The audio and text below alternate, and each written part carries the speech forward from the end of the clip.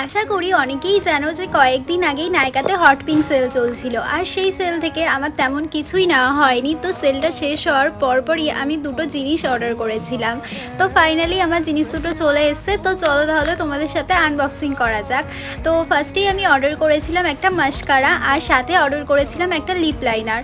তো ইচ্ছা ছিল বেশ কিছু জিনিসই নেবো, বাট হয়ে ওঠেনি। তো চলো কী মাস্কারা নিলাম সেটাই শেয়ার করি। তো মেবলিনের একটা মাস্কারা নিয়েছি। আমি মেবলিনের মোটামুটি সব কটা মাস্কারা ইউজ করেছি, শুধু এটা ইউজ করা হয়নি। তো ফার্স্ট টাইম এটা আমি ট্রাই করব বলে নিলাম, যেহেতু আমার এক্সপেরিমেন্ট করতে ভীষণ ভালো লাগে।